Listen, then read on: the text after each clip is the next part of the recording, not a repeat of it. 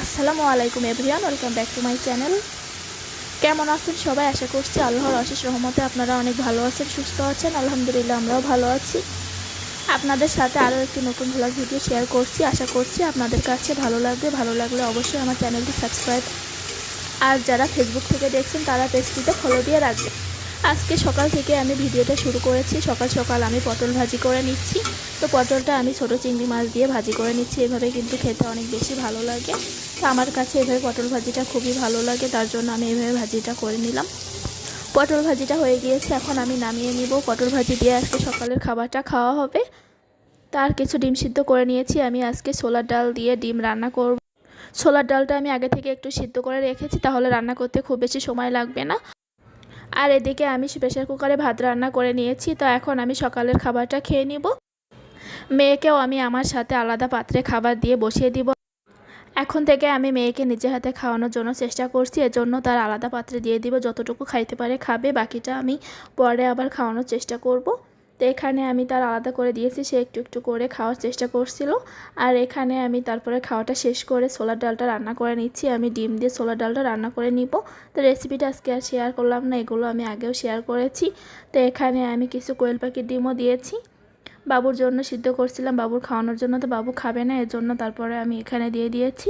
তো যে খাবারটা দিয়েছিলাম ওটা কিন্তু আমার মেয়ে খায়নি, বাকিটা নষ্টই করছে। তারপরে আমি এইদিকে রান্নাটায় চলে আসছি। এই সাধারণ খাবারগুলোই কিন্তু আমার খেতে অসাধারণ লাগে। আমি সবসময় এই টাইপের খাবারগুলো বেশি পছন্দ করি। মাছ তো আমার তেমন একটা পছন্দ না। মাছের থেকে আমার কাছে ডিমের তরকারিগুলো বেশি ভালো লাগে। তা এখন আমি এটা রান্না করে নিব। ডাল তো আমি আগে থেকে সিদ্ধ করে নিয়েছিলাম, এজন্য খুব বেশি সময় লাগেনি। শুধু মশলাটা কষিয়ে আমি রান্নাটা করে ফেলেছি খুবই দ্রুত। তারপরে এখন আমি মেয়েকে কিছু আঙুর দিয়ে দিলাম খাওয়ার জন্য।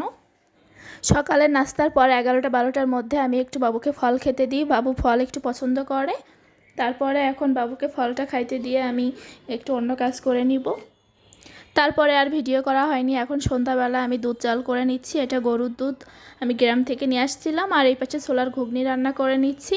তো রান্নাগুলো আর ভিডিও করা হয়নি, এগুলো আগেও আমি শেয়ার করেছি, এজন্য এখন আর করলাম না।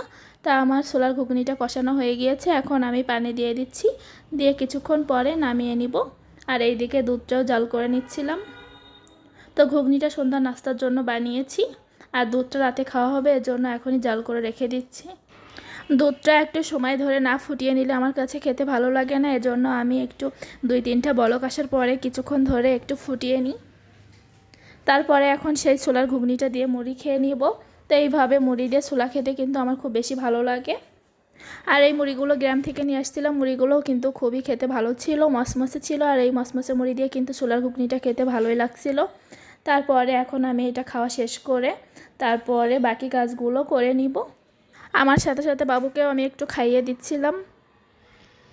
তারপরে মেয়ের বাবা অফিস থেকে আসার সময় 2টা ডাব নিয়ে আসছিল। তো সেই ডাব আমি আর মেয়ে খাচ্ছিলাম। এইদিকে আমি ডাবটা কেটে নিয়ে এসে বাবুর হাতে দিয়েছিলাম। তো বাবু একটু খাওয়ার চেষ্টা করছিল, কিন্তু এখনও পাইপ দিয়ে টেনে খাওয়াটা বুঝছিল না। তো আজকের ভিডিওটা এই পর্যন্ত। সবাই অনেক ভালো থাকবেন, সুস্থ থাকবেন। আল্লাহ হাফেজ।